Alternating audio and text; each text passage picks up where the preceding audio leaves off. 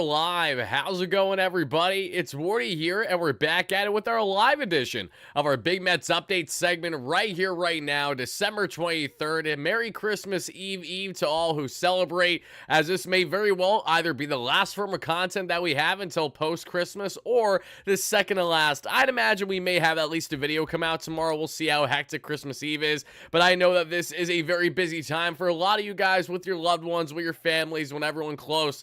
Certainly this time of year, whether you're celebrating Christmas, Hanukkah, or whatever you may be celebrating this holiday season. But yes, we know that it's been a big holiday season, and we know that there are certainly gifts starting to be thrown out there. And in the case of the Mets, they are finally starting to receive said gifts after Juan Soto over the past couple weeks. That being in Sean Manaea, the Samoan Southpaw, returning on a 3-year, $75 million deal, including $23+ million in deferred money. Yes, the Mets are pulling a little bit of a Dodgers here, folks. Buckle up and watch out. But all jokes aside, we're going to get into... Oh, and I actually apologize for that, folks. Oh, never mind. The audio didn't go through there. It was just going through on my own headphone. I did a segment there earlier with Brandon London of SNY. Had a fantastic time doing it with him. I was actually in the car right before I saw my New York Rangers get slaughtered by the New Jersey Devils today. They're at Prudential Center. So to all the Devil Mets fans out there, congratulations. You're definitely the guys laughing right now between myself and you. That was not a fun game to attend whatsoever, but I appreciated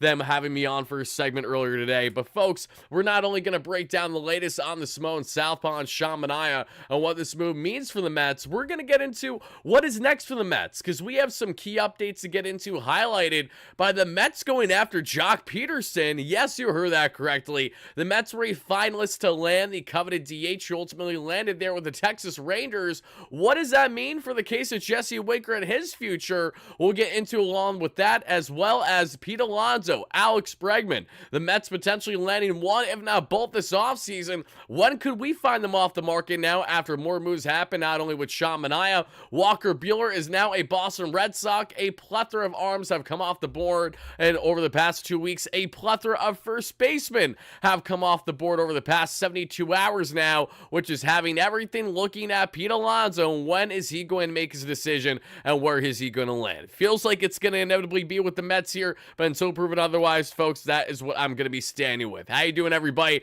Thank you so much for spending the time with me tonight. I greatly appreciate that. And David, I know that's something that I'm not completely opposed to either. Just don't throw fake news in the chat is all I ask, because naturally when we do that, we're going to see people react to that being the end-all be-all, like that's actual news, when that is not in fact the case. So folks, let's do a quick roll call to each and every one of you chiming in live right now. And again, thank you guys so much that we're going to get into all the key latest details in Mets land. And thank you so much once more for spending the time with us, everybody. It really does mean a lot. Let's see. We got Swaggenberger. How are you? Odd Villain, Tom, David, Josh, great member, Chalk, Dave Kaplitz, great member. How are you? John Rossi, Frankie, Eric Roper, great member. Stoney, how you doing? Great member. Alberto, great member. Kish, great member. Going up the list here. Matthew, Michael, going up the list here. Chalk Bunt, Antonio Garcia, Truman Quinn, Daniel, how are you? Brennan, Dominic Terci, how are you? Going up the list here. Eric, how are you? Matthew, how you doing? Antonio, my man, thank you so much for taking the time.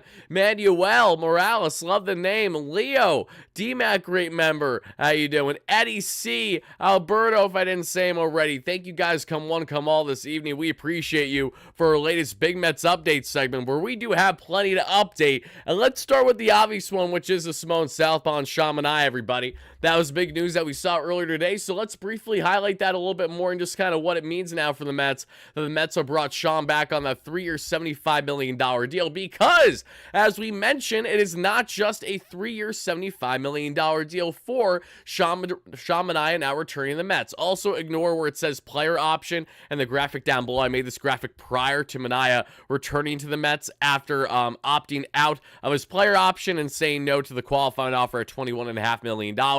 But Sean Manaea, you see the numbers down below, everybody, but you get not just the $375. What you ultimately get is $23 million or so in deferred money. So the Mets now are only going to be charged for just over $22 million per year on the average annual value there with the luxury tax. So in simple terms, the Mets are paying based on present day value the same kind of contract that essentially Luis Severino is on with the A's. The Mets are actually saving a little bit of money to a certain degree on this as well. Now, obviously, they're not saving anything entirely as they're paying the deferred money over a decade-long span well after Manaea is done with the Mets. But the point being is right now, at least, this was a savvy thing to do, not only for the Mets and their rotation, but also for the Mets and Sean Manaea, for him and for tax purposes. You know, not that I necessarily condone whatever anyone wants to do tax-wise, but as we know, especially in the case of Shohei Ohtani, having $680 million of a $700+ million deal deferred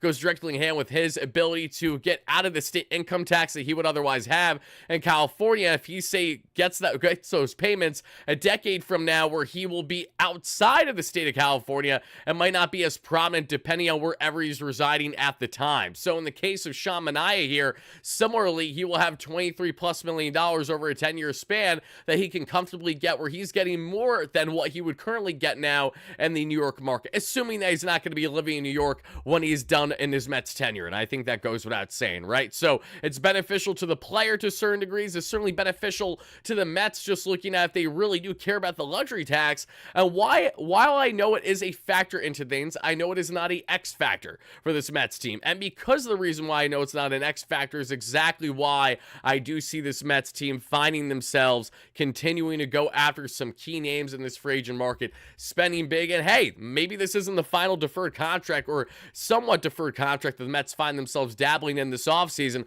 Maybe it's just the first of many. We'll find out shortly. Give me 1 second, folks, before I continue breaking down everything in Mets land, along answering your comments, questions, and concerns.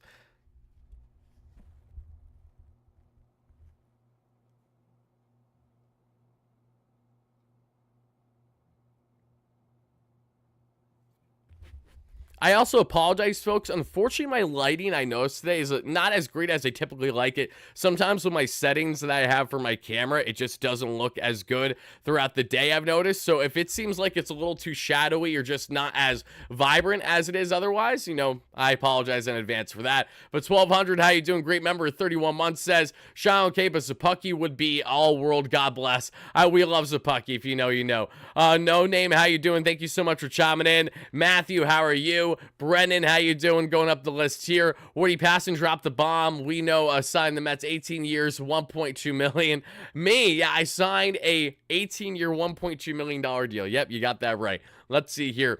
Going up the list here. Wardy being modest, not confirming his 18-year contract with the Mets. Not yet, because I can't confirm something that isn't official. It's pending the physical right now, so we will wait and see. Hopefully, I haven't been juicing too much. You know, I'm just messing around here, obviously, guys. So now let's talk about a little bit more on Sean Manaea and what is next for this Mets team. I'm not going to harp too much on Sean. I just want to know everyone's initial reactions to the signing. I certainly would love to know how much you're in favor or against the Mets bringing the Samoan Southpaw back to the Mets. I'm very happy to see Sean Manaea come back to Queens. I think that goes without saying for a lot of you guys. He just fits the mold both on and off the field. Not only how tremendous he's been with that arm slot change, very Chris Sale-esque, high sinker of the zone, gorgeous changeup, nasty sweeper, especially lefty on lefty when facing those lefty batters.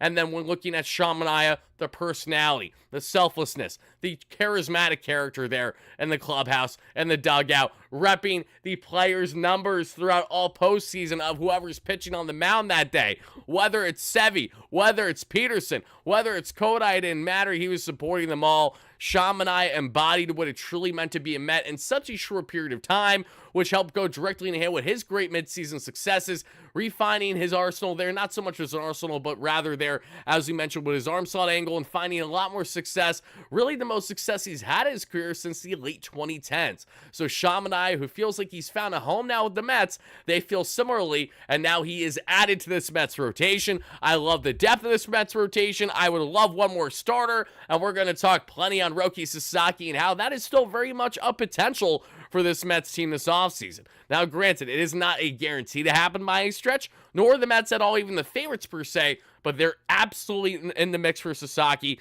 and that is the last big pitcher I could see them landing this offseason at this current rate. Give me 1 second, everybody.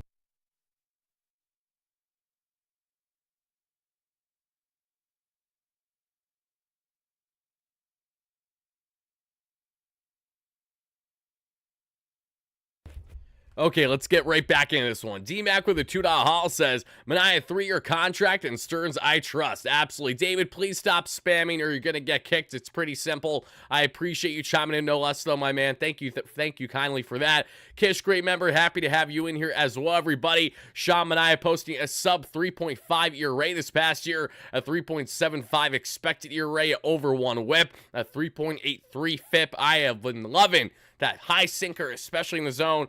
It's such a unique pitch in the sense that a lot of guys that utilize a high sinker in the zone typically don't have the kind of success that Manaea had last season. And that held true all throughout the course of the 162 for Sean Manaea. And as the year went on, as an arm slot angle changed, he became more of that dominant ace caliber force, giving the Mets length with 6-inning outings, 7-inning outings, quality 7-inning outings, the best outings we've seen since Jacob deGrom's time with the Mets. And then we saw in the postseason, again, absolutely nails at times when the Mets needed him to be, leading them all the way there to the NLCS, where it certainly wasn't for a lack of effort from everyone's end. So Sean Manaea, so happy to have you back. And now he's added to this Mets rotation with, God willing, a healthy Kodai Senga, a healthy Frankie Montas, one of his closest friends in Major League Baseball going back to their time with the Oakland A's, now the Sacramento Eggs, and that's a discussion for another day. And yes, it is in fact an absolute joke.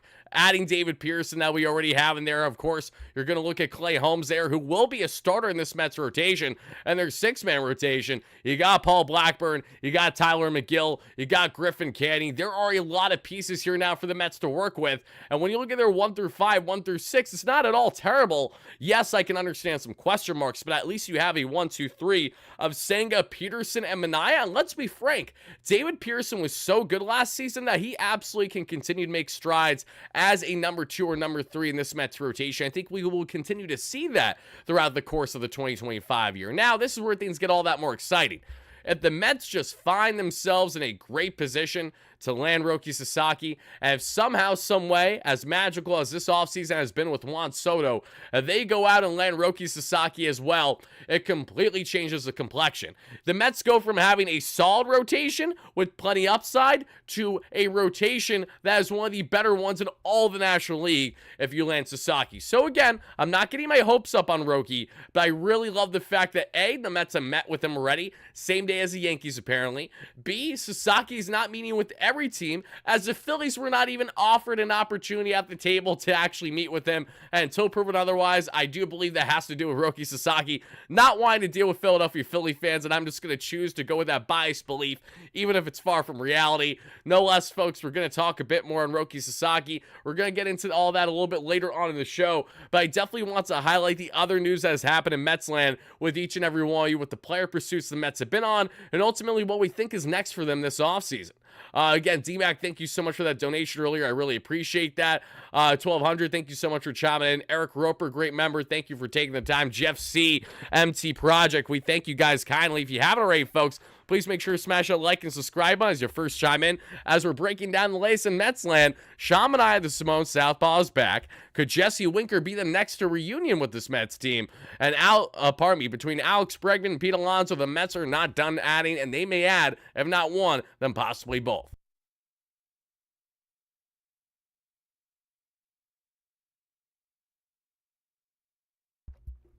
Bobby G, my man, happy to have you in here. Thank you so much for chiming in. D-Mac, Brendan, Daniel, thank you, everybody. So let's move Sean's stats for now, and let's look at what we saw earlier today, which comes from John Heyman.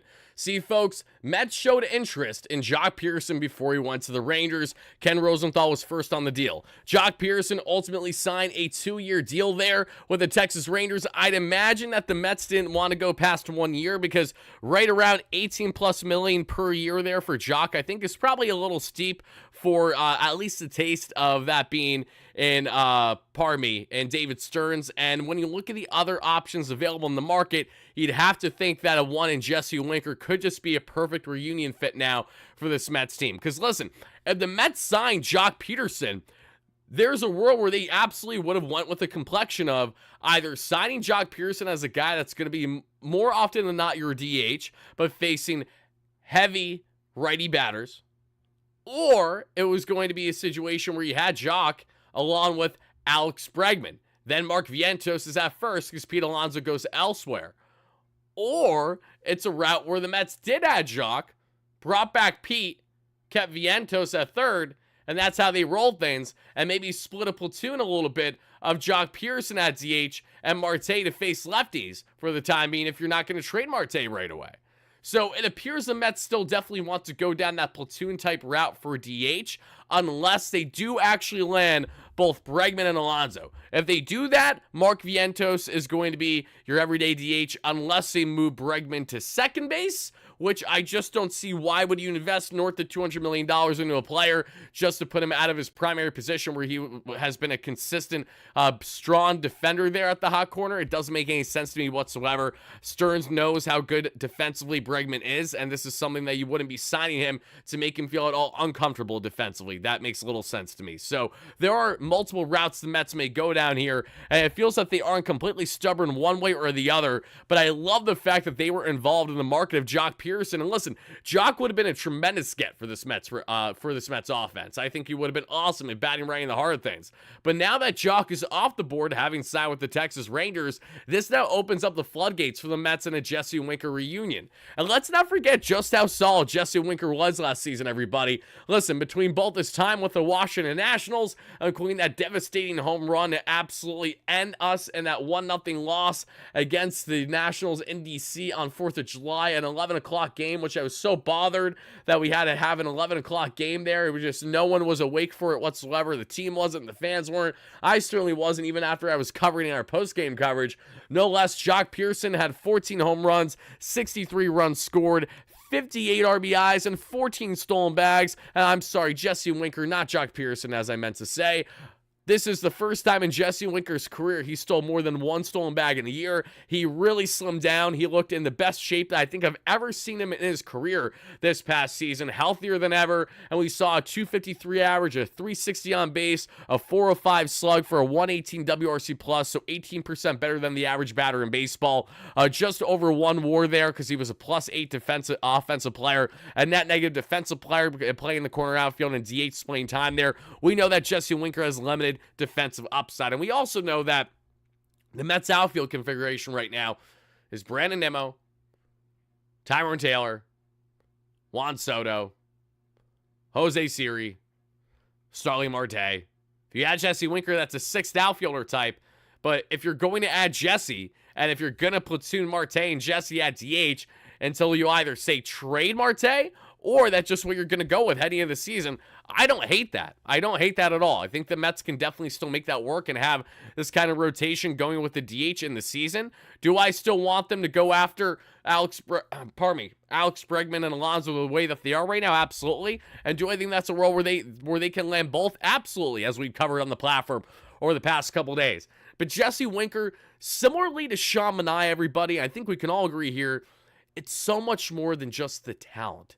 It's the vibes. It's a guy who wants to be here, just like Sean Manaea. It was a playoff performer for the Mets, that being in Jesse Winker this past year, hitting absolute nukes in key playoff games for us and rallying the boys like never tomorrow. Jesse Winker brought aura and excitement to this Mets team greater than anyone else for the most part, not named Jose Iglesias or Francisco Lindor throughout large stretches of the 2024 season. Mark Vientos too, but Jesse was really in his bag. And again, this was a guy that was our longtime villain. Every time he played against us during his time with the Cincinnati Reds or then the Seattle Mariners, a little stint there in Milwaukee, even though it was very short and he was injury riddled, which is in part why he hates Milwaukee, because he has some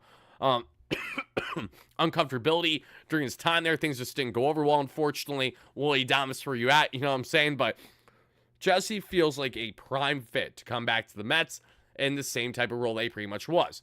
Platoon DH, corner outfield if the Mets need him for any outfield reps. Injuries inevitably happen throughout the course of the season too. More reason to have depth like this.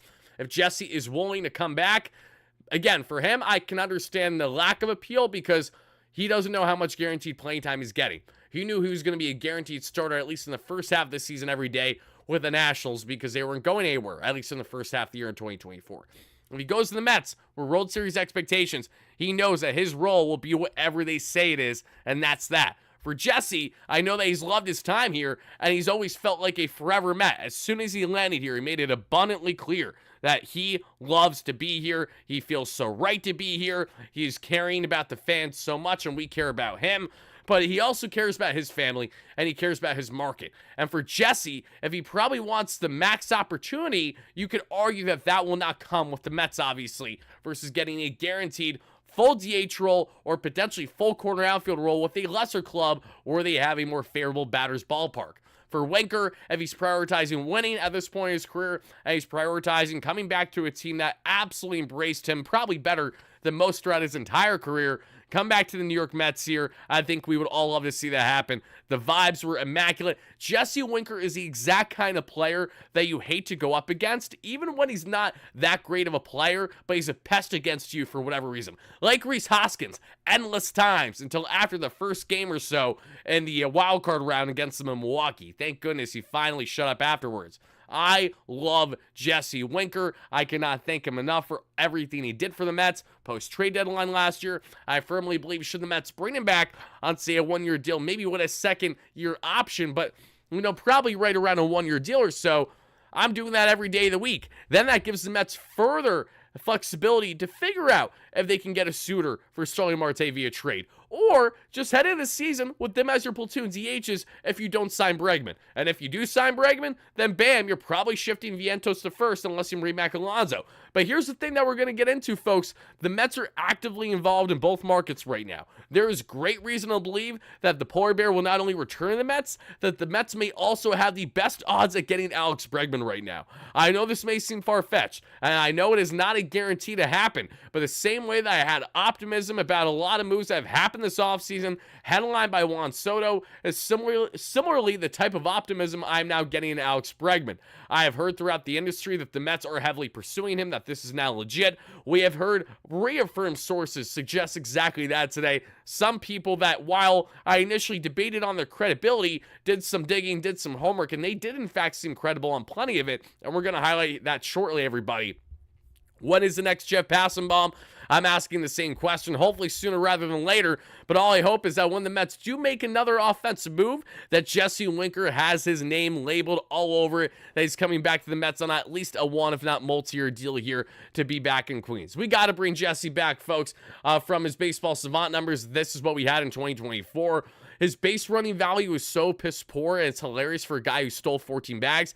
He's not a good base runner, but he figured out a way to steal bags last year. Did most of it during his time with the Nationals, but still, he figured it out. Also, his numbers are hilarious. 89th percentile in batting run value, so good at the plate to an extent, right? XWOBA, 65th percentile. Expected batting average, just below league average. Expected slugging, down. Pardon me. Average exit velocity, 40 percentile. Barrel percentage, 48 percentile. Hard hit percentage, 34 percentile. Sweet spot percentage, 11 percentile. Bat speed, 8 percentile. So the bat speed, sweet spot, all that's down. Squared up percentage, 68 percentile. Chase percentage, 96 percentile. Jesse wasn't chasing squat. 78th percentile whip percentage. K percentage was above league average in the 55th percentile. And the walk percentage, 96 percentile.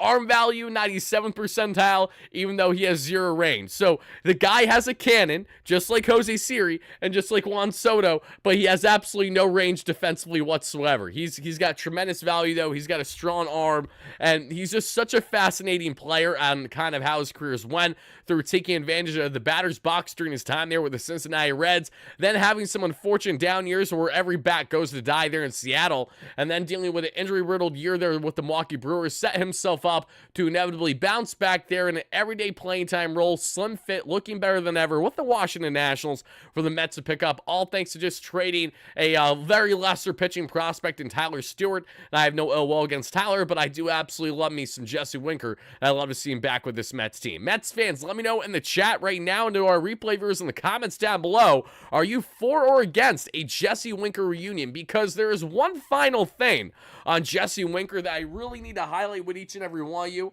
I understand that regular season numbers vary year by year, and I understand that regular season numbers are regular season numbers. So Jesse Winker performed plenty for the Mets in the postseason. We know he was able to step up then when the Mets needed to most. But Jesse also has this uncanny ability to step up when the team needs him most throughout the course of the regular season. Let's take a look at his splits, folks, because this is how quite contrast he was to Pete Alonso throughout the course of the 162 before playoffs.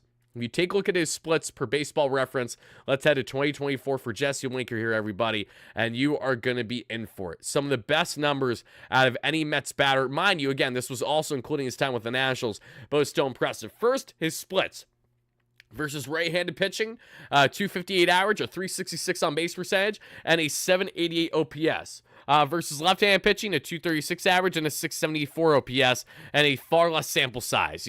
Over 200 less at-bat sample size. Now let's go to what we saw from Jesse Winker in certain situations. So let's go to two-out situations. Jesse Winker had a 233 batting average, a 382 on base percentage, a 420 slug for 802 WRC plus. So he wasn't as much swinging for contact as he was getting on base and slugging well. That was great to see. What we also see, runners in scoring position for Jesse Winker in 2024. We got ourselves a 327 average, a 443 on base percentage, a 519 slug for a 962 OPS. When men on base in general, a 310 on base,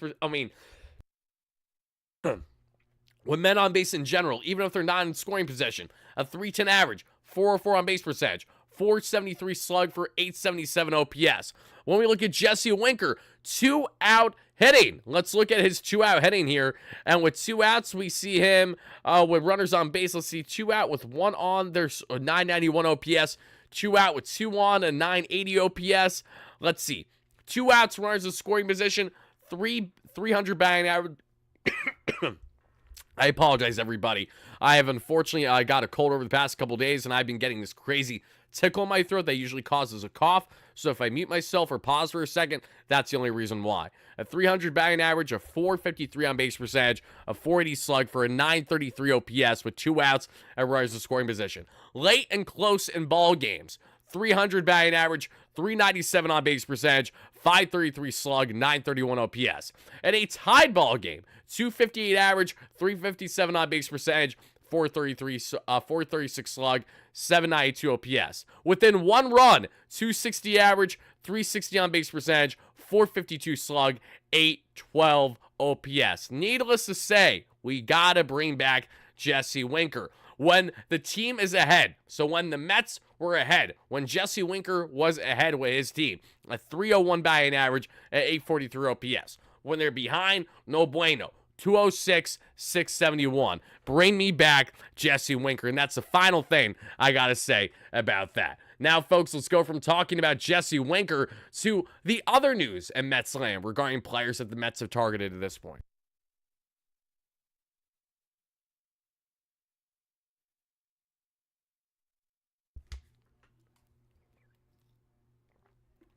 What do I think about Profar? I don't see the Mets getting Profar. They're not going to go after him.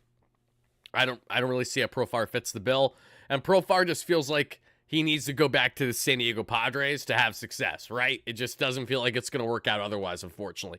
But as we just highlighted, everybody, between the Mets missing out on Jock Pearson but showing interest there is the same way that, according to Daniel Wexler, and shout out Daniel, he knows me, he did have the wording wrong here, but simply put, the Mets were in the mix for Carlos Santana prior to him signing with the Cleveland Guardians. The same way the Mets were in the mix there for Paul Goldschmidt before he signed with the New York Yankees. Needless to say, the Mets had their backup options should they lose out on Pete Alonso.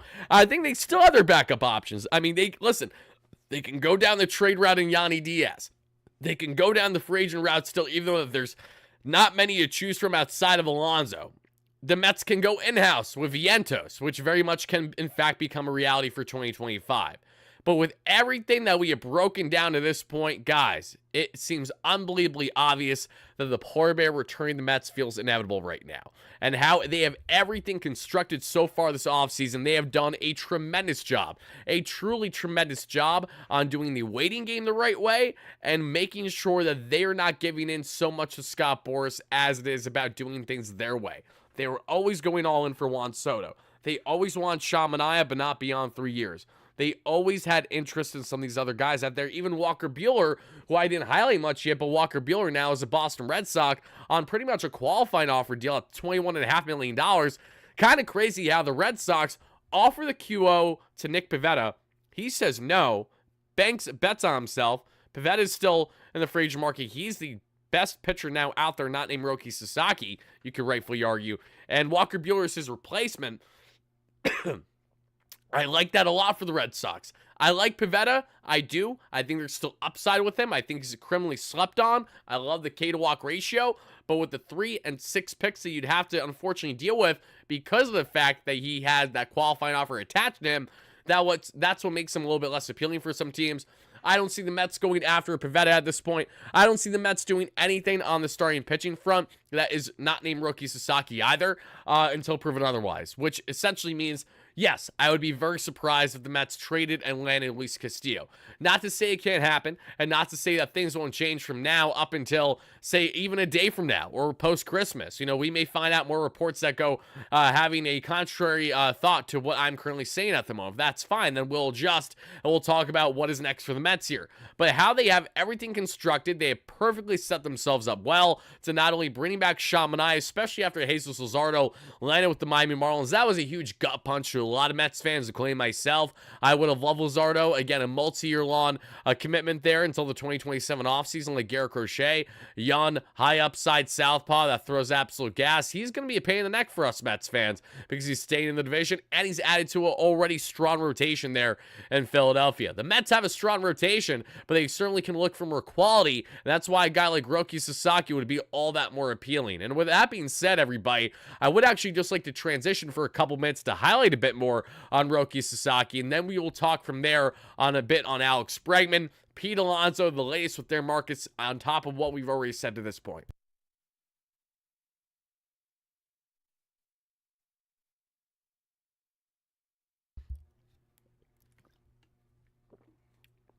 Pete is done with the Mets. I mean, in fairness, I disagree. I mean, I respect the opinion, but I wholeheartedly disagree. I think if Alonso was done with the Mets, he would have made it abundantly clear a lot longer ago in the initial going of the offseason, for one.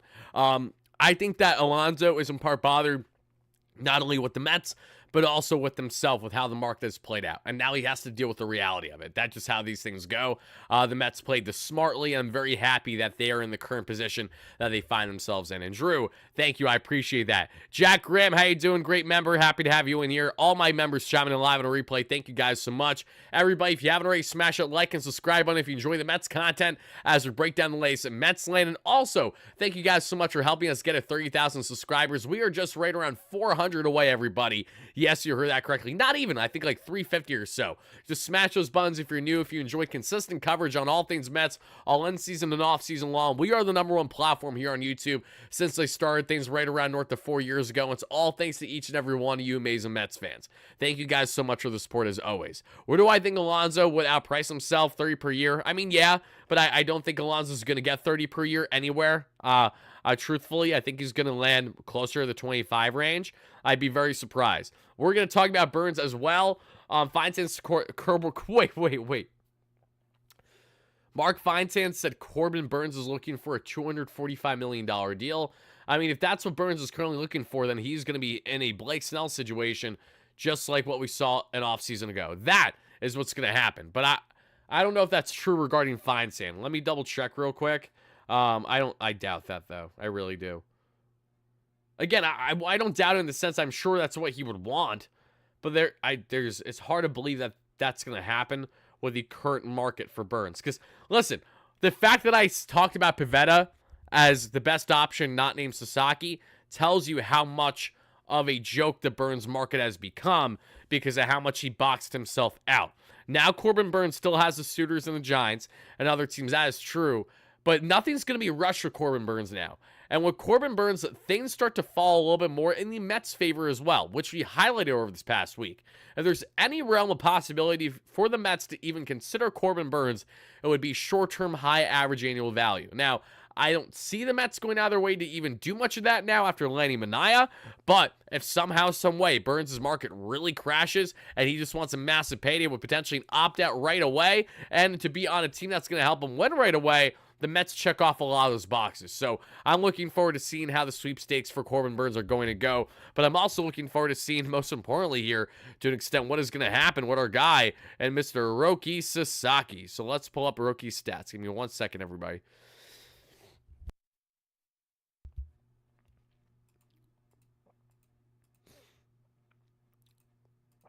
That's if I can find them. There we go. I had them all out of order, unfortunately.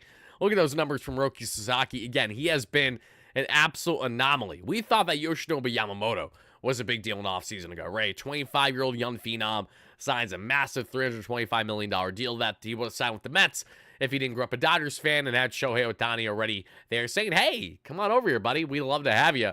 In the case of the Mets and Roki Sasaki, he's like 3 years younger, major upside, is not overly dependent on the idea of going to the Dodgers or even being out west. He's really giving an even playing field of the teams he's considering, and he also shares the same agent as Kodai Senga. Everything we know reportedly at this point is that the Mets have shown interest, plenty of interest in Roki Sasaki. Stearns has been on record going back to the winter meeting stating how the Mets will not be doing this for a lack of effort. They're going to give it their best shot, but they cannot operate this offseason like that. They are going to land Sasaki because it could hurt them in their efforts should they, say, lose out on Sasaki, and then they lose out on Manaea, and then they lose out on Buehler, then they lose out on everybody, and they don't have themselves at all a solid rotation heading into 2025. Currently, the Mets have a solid rotation heading into 2025. I'm not losing any sleep with the current rotation configuration. The same way that a lot of Mets fans criticized how it looked last year, it looks better. It looks upgrade from last year entering the season. And there's higher upside with a lot of this too, especially if Senga, God willing, can just stay healthy and give us a season like what at all similar to what we had in 2023. That's all we're begging for, right? So Kodai Senga, pardon me, not Kodai Senga, Roki Sasaki, who, again, shares the same agent as Kodai Senga there, that being Joel Wolf, they're looking to even the playing field here. They're looking for teams that can really help with his player development, which the Mets can greatly with their pitching lab. They have been on record stating how much they are impressed by Jeremy Hefner and everything that the Mets are doing with Eric Yeagers. Desi Driscoll now most recently hired as their assistant pitching coach, and everyone that they're working there in that pitching lab going down to Port St. Lucie to get the best out of these guys, essentially having their own drive line just right there with their own equipment, so there's nothing to worry about, and that is how you're going to get continued success out of these pitchers and to have proper adjustments throughout the course of the year because you have all this newfound information to tell you what you're doing right and what you're doing wrong. The Mets didn't have that nearly to the same extent at all. It was night and day during the Will Ponzini regime. Not so much now, obviously, with Steve Cohen. So the priority is obviously looking at player development. How can you make me the most dominant pitcher in Major League Baseball is what Roki's looking for. He's looking for, obviously, team fit. Media aspect is something to bear in mind. The media gave him a hard time during his time there in Japan. He didn't handle it well. He could benefit a little bit more from a smaller market team. But at the same time, he also can handle the bright lights, especially if he's prioritizing endorsements, any type of sponsorships, and to be the true face of a rotation. Checking off every single one of those boxes again would be the Mets, because even with Sean Manaea, even with Kodai Senga, even with David Pearson, it doesn't matter. Roki Sasaki would be your number one right away with that potential. Could be the face right away. Same way that Juan Soto, even Lindor already being here, and even if Alonso returns, is undoubtedly the face now of the organization. That's just how these things go. Roki Sasaki, who the Mets could sign on a contract ranging from $7 to $10 million if they can get more bonus pool money than what they currently have, because teams can trade north of 60% of their IFA pool from every year, and we currently have $7 to $8 million, 7 to 8 to work with. So if the Mets, again, continue their due diligence, they have their meeting with Roki Sasaki. This goes after they initially met with him, at least his team in Japan, during the month of September, that being David Stearns. Fast forward a little bit later, they have now met one-on-one with Sasaki's team there. I have no clue how the meeting went, but I'm sure it went positive. So as Sasaki continues to meet with teams like the Chicago Cubs, like the Seattle Mariners, who will have Ichiro in attendance for it if it didn't happen already, to really try to sell him on going to Seattle. It would heartbreak me to see him go there, but it wouldn't shock me either, because I could see why, especially with all the great pitching development that they have done over the years in Seattle, why Roki Sasaki could be such a destined fit to land there. Along with location as well, it'll certainly be beneficial to get back home sooner there to his fellow country in Japan versus if he's all the way there on the East Coast with, say, the Mets in Flushing, Queens. But what we know at this point is that the Mets are not only involved, but it looks like that they have a legitimate shot to land him. Anthony Tacoma was on record with foul territory over the past 72 hours or so, stating how, he believes that, Roki Sasaki truly can go anywhere, and the Mets have a legitimate shot at landing him. Not only do the Mets have a legitimate shot at landing Roki Sasaki this offseason, who would come in and do absolute wonders for their rotation. We're looking at a guy that could potentially be the next ace of this Mets rotation for the next decade plus. We're talking 10 to 15 years. That is how good he is and how much potential he has. And if that doesn't happen, okay, then we move on from there and we get ready to see what we can do here in 2025. And let's not forget Brandon Sproat, our top pitching prospect, who we firmly believe will impact the rotation at some point throughout the course of the year. It doesn't mean that great things still can't happen for the Mets and their pitching development, as I firmly expect things to continue to trend upward for Sean Manaea and others there. But Roki Sasaki, the same way the Mets can land Roki, is the same way that they absolutely still can find themselves, not Paul Goldschmidt, they can still find themselves landing Alex Bregman, and they can still find themselves landing Pete Alonso. And we talked a bit there, obviously, that we saw on the Mets reportedly had interest in Jock Pearson before he signed with the Rangers, and that's what went in hand with why we emphasized Jesse Winker. Again, it just makes endless sense. As we said all offseason long,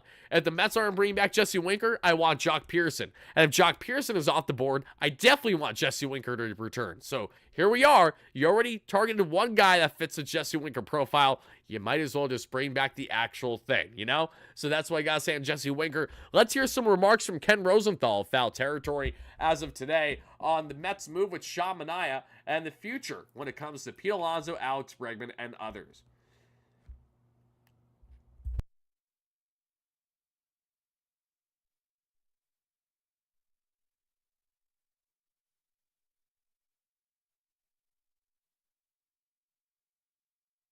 What's the market for Alex?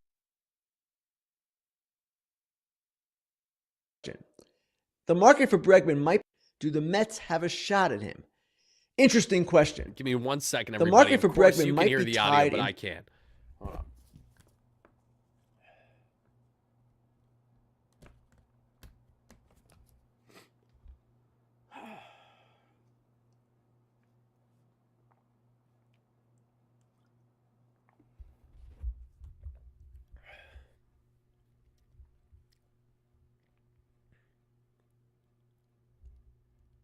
And to answer that question, no. The lack of bullpen moves far from concerns me. That'll be the last priority the Mets have, the same way that that'll be the last priority for most teams that are pushing for top talent in the free agent and trade market this offseason.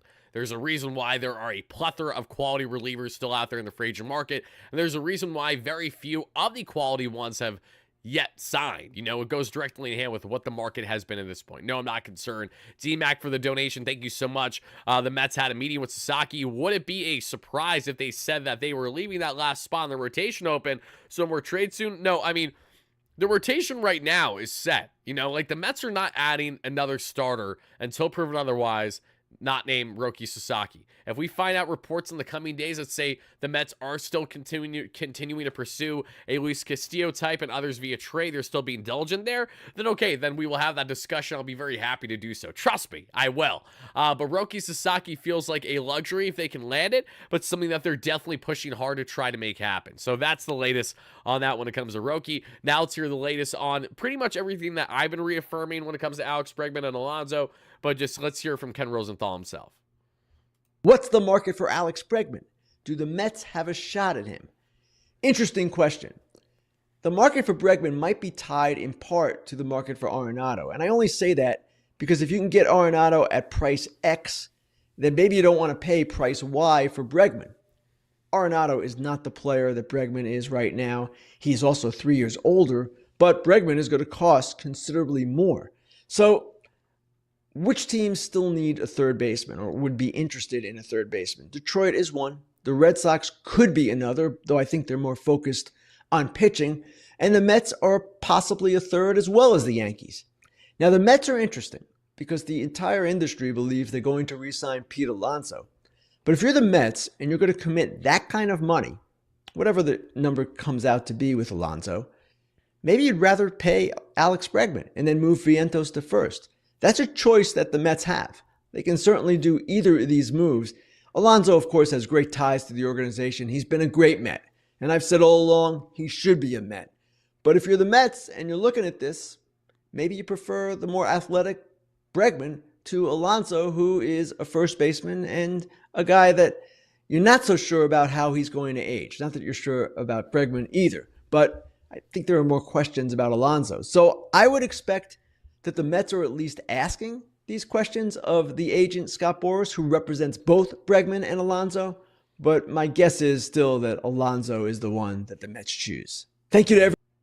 Okay, so my biggest takeaway from that is Ken wasn't really much under the belief of having both, as it is like kind of one or the other. Not to say that it can happen, it's just not something that he noted there. And I do agree. I still see the role being the Mets bringing back Alonso as a far greater reality than Bregman. And I think that comes down to now more than anything the contract value of the two. Alonso is not going to cost you what now Bregman's market is likely going to cost you. Let's be frank. I mean, Alonso isn't even deserving of $150 million. I think Alonso at 125 feels like the absolute most that some of you guys even want to offer him. Some of you guys are stubborn or saying, hey, I only want to go, say, 3 years 90 with a couple opt-outs and let that be that. I mean, listen, wherever you guys stand on the Alonso front, things are continuing to trend in the favor of the Mets with how the market complexion has been at this point. In the case of Bregman, there's only a couple teams out there that I think could still be a concern. The Detroit Tigers, to an extent, how far are they willing to go to spend long-term money on a guy like Bregman to rekindle that relationship with AJ Hinch? Are they willing to go north of $200+ million? I'm not exactly sure, especially after how things failed so bad with Javi Baez. They are definitely going to have skepticism with long-term infield contracts of guys that have already had past success, especially World Series success to a degree. But in the case of, say, other teams like the Toronto Blue Jays, that's a team that's desperate. That's a team that, let's be frank, they are so poorly ran. I think they're idiotic, truthfully, how much they've let a tremendous offense from 2021 just go nowhere over the years. Like, they have only themselves to blame. And now they're the team that's on the cusp of getting into a retool after parting ways with so many of these key offensive talents over the years. And could they be a team that's like, all right, listen, we have to give you a 7-year, $215+ million contract because we have no other route to go. No other person is willing to come here. No one wants to sign with the Toronto Blue Jays unless we overpay Alex Bregman, and we will be the overpay for you. Please come to Toronto. If you're Alex, you probably take that deal because, again, you want the biggest payday at the end of the day, more than likely, right? He's already won multiple times. This is about doing what's best for him and his family on the financial front, which is why, similar to Juan Soto, I don't see Alex Bregman going to anything that isn't the top bidder for his services. In the case of the Mets here, they absolutely have been rumored and have been heavily considered in the mix here for Alex Bregman. So much so that we have actually heard reaffirmed reporting, and I want to emphasize this person because I did not know them initially, and I like to see if I can find it. Give me 1 second here if it'll pop up for me. Okay, so here you guys see Cardinals Live. We see here, from what it sounds, Cohen and Mets are making another outstanding offer to third baseman Alex Bregman. I'd say this could start tipping the market to get the free agent finally moving. Other teams in that market have been showing some signs of pivoting. Some may have already be feeling like that they're out of the mix, basically. Now, for those that don't know who Cardinals Live is, and trust me, you wouldn't be the only one. I did not know this person until today. Is one of these more anonymous sources that we've seen on X. However, I did a deep dive on them, and they're pretty legit. They have been credible. There hasn't really been little to no one that I've seen that's denounced the stuff that they have said. They have been on a lot of the news that has happened this offseason before it's happened, and they have been pretty on the money for the most part. And I wouldn't go out of my way to reference them unless I saw that after doing the due diligence myself, and I saw multiple Mets fans in the chat I saw people on my Mets timeline saying, guys, this guy actually has legitimate sources, and he's saying this, so let's bear this in mind. Like, you can take it with a grain of salt, and that's completely fine, but we've known for a number of days now that the Mets' interest in Bregman is legitimate, which is exactly why, if the Mets do land Bregman, I'm not going to be shocked to see it happen. If you told me heading into the offseason the Mets are going to be a true top player for Alex Bregman, I would have told you to a degree. I'm actually shocked. I never saw a world where Alex Bregman wouldn't be a Houston Astro, the same way that I don't see a world where Pete Alonso isn't a New York Met. Could both those things be coming to an end? I mean, certainly when it comes to his time in Houston being down and out, and Alex Bregman, that's the case. But in Alonso, I really do think the Mets have the money. The Mets have them. We know they have the money. Bring Pete back, put Breggy at third, put Vientos at DH, and then this is what you do. If you want to focus on Vientos' defensive development, if you really do, throughout the course of that contract, start to teeter them between Vientos getting time at third base and DH, and then giving Bregman reps at second base as well, should you wish. Not right away, but maybe after the first year or plus of the contract at least, because you want to maximize Bregman's defensive and offensive value if you're going to invest into him 5+ years. Now, everything and every bone in my body tells me as a Mets fan, Alex Bregman is not going to sign with the Mets because the Mets are not going to offer this guy 5+ years on a contract. But at the same time, how in the hell are the Mets still involved in the Alex Bregman sweepstakes and they aren't willing to at least go 5 years? Are the Mets only in the Alex Bregman sweepstakes if they think his market falls, similarly to Matt Chapman, where he has to sign, say, a 1-year deal and then he can opt out or he can opt in for 2026? That's a possibility, I suppose, right? If it really falls flat. But at the same time, the Mets are taking the Bregman pursuit seriously right now, just like how they liked Willy Adames for his defensive upside if he got pushed to third base. So what is leading me to the exact conclusion? Well, it is everything I've said for a while now. David Stearns wants to upgrade his hot corner defense, and he would love to do it by any means necessary within reason. By any means necessary where the cutoff is, I think is truly long-term contracts. But how are you this involved in Bregman without at least offering 5 years? That is why I think the Mets are not only in this, but they may very well land Alex in the end. If they do, awesome. I'll be very happy to welcome him. If they don't, that's okay too. But the thought of an offense next year with Juan Soto, Pete Alonso, Alex Bregman, and then let's just say, let's bring Jesse Winker back because we can. Vibes would be so unbelievably immaculate for this Mets team. Oh my God, I couldn't even begin to fathom. That would be such a fun team. Such a fun team. And then you guys are seeing the chatter talking about, let's see, Corbin Burnes. Yeah, guys, we can talk about Corbin Burnes as well. Listen, I would love Corbin Burnes on a short-term high AAV deal. That's the only way Corbin Burnes is happening. The Mets are not signing Corbin Burnes to a long-term deal. And that's Paul Goldschmidt. Let me pull up Burnes here. And that's Roki Sasaki. Come on, where is Corbin? Wrong one? Dude, I know. There he is. Okay. Audio's breaking up. I apologize. The audio should be good now, though, everybody. And, folks, we're not going to be too long-winded tonight. I am probably going to wrap up the show within the next, we're probably going to wrap up, by the time we get to the hour mark in this one at absolute latest, just because it's been a long day for me. We got Christmas Eve tomorrow. We got a long day ahead, and just big holiday season, which I'm very excited about for myself and my family, especially my son Shay, who's of 6 months of age now, so this is his first Christmas that we're very excited for.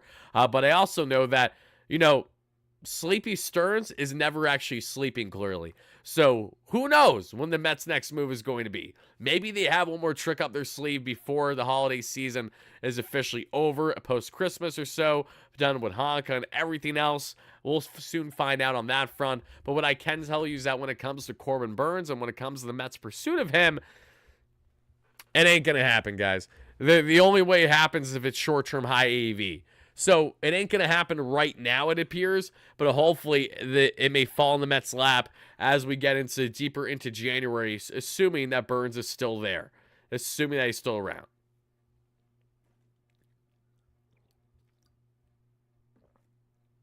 And I know fans have had concerns and skepticism when it comes to Burnes because you look at Burnes and his K per 9 and how it's steadily declined for the past 4+ seasons. I absolutely understand that. I also understand that Burnes has also been a steady ace caliber starter in Major League Baseball.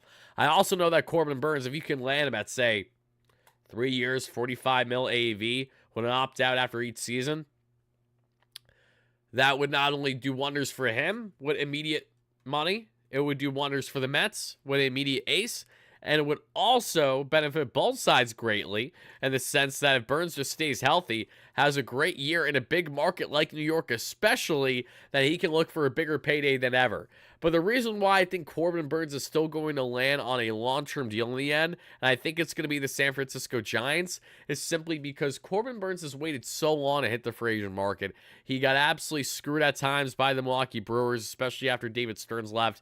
Things didn't bode over too well there with Matt Arnold up until he was traded there then to the Baltimore Orioles. And he is a guy that's been looking for that long-term payday. Burnes can bet on himself the same way that there's risk that if he bets on himself and he doesn't do well, especially in a big market like the Mets, then he may never land the money that he was ever looking for in his career. So For Corbin Burnes, even if it is not necessarily the dollar amount that he absolutely wanted, I could definitely see him settling on a long-term deal with a team like the San Francisco Giants. It just feels like that it is inevitably going to happen unless we can get him somehow, some way as short-term high AAV. And Bobby G, thank you so much. I'm wishing the same for you and your loved ones, my friend. Thank you so much for chiming in. Folks, before we wrap up the live show, because we will be doing that shortly, I would love to answer any comments, questions, concerns that you guys got for me. And again, thank you guys so much for spending your evening with me, your day, night, whenever you're watching this. It's always greatly appreciated.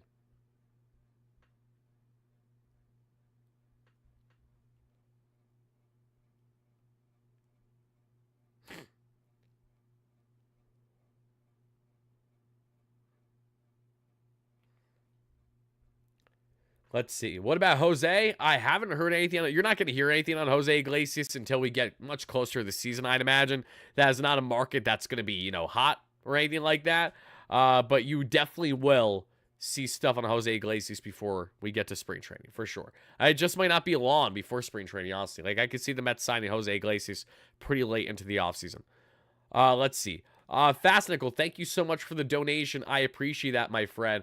Wardy, what software do you use to stream? It depends. I actually vary on the softwares that I use sometimes. I dabble plenty of times with StreamYard as well, with Labs and others. I've also used, there's this one other platform that I've used before that's actually, I've used different studios as well.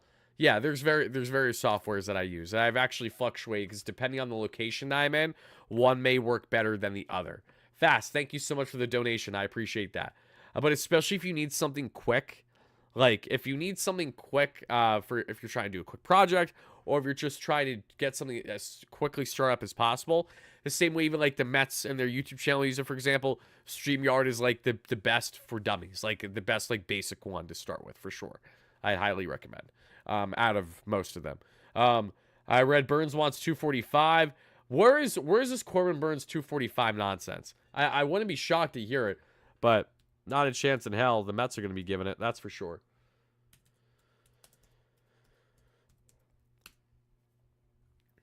Matthew Schiraldi, my man, how are you? Happy to have you in here. Let's see what Mark Feinsand has to say on the latest here. Houston was a team that, as long as they were in that mix. Mark, what is the market looking like for Alex Bregman? Well, it's getting smaller for sure.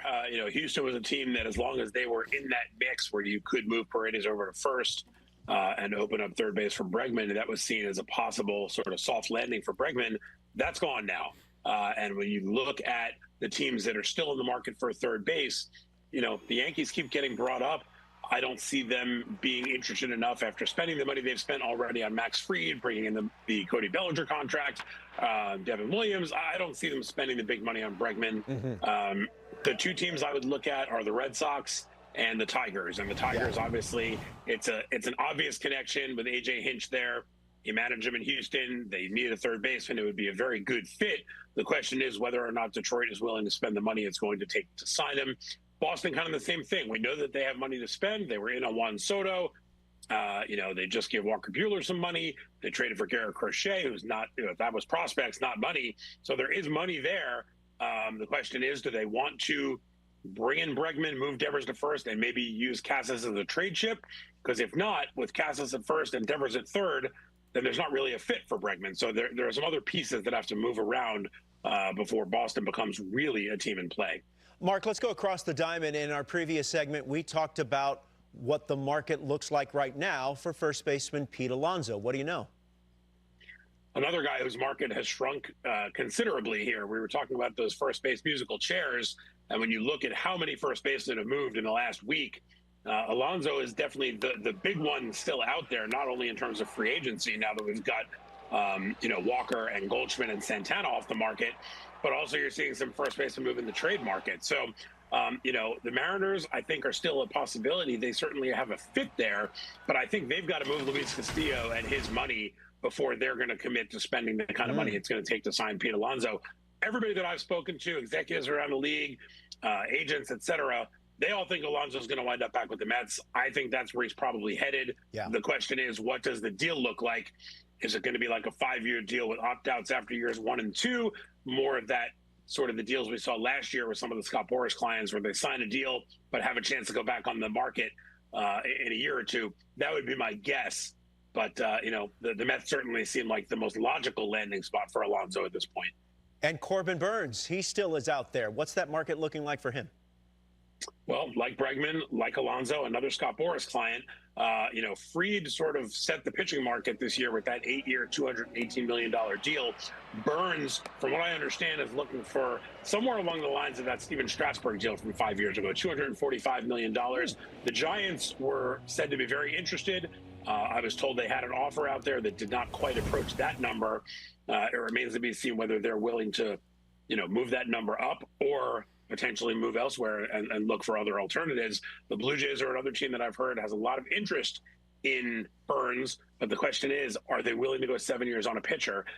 It's very tough right now to find a team willing to commit 7 years at that kind of $30+ million AAV. So Burns is going to have to wait a little bit, I think, unless the Giants or Blue Jays really jump up and seize control of that market.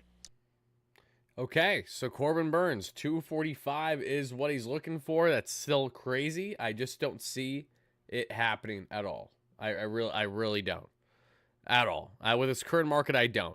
Maybe the San Francisco Giants and the Toronto Blue Jays play the battle of who wants to be the bigger idiot to invest long-term in Corbin Burns. I mean, by all means, they could go ahead and do that, but still, I think in the case of Burns and his market, he will, if he lands a long-term deal, I think he's landing more than max free. Yeah, I think he's going to land over 200. I don't know if he gets to 245, though. Maybe with added incentives, maybe with a creative bonus as well. But if it goes short-term high AAV, it completely changes the playing field, and we will cover that all to a T on the platform should it in fact happen, everybody. I know it's something that's been rumored, but that'll go directly in hand with how the market plays out and what feels like it's going to be a long-winded market for some Scott Boras clients yet again, and an offseason where Scott Boras will play this as long as he possibly can, even if it means the demise of the players that he finds himself representing. Not surprised to hear it, far from it, but I certainly expect to see this one drag out for a bit.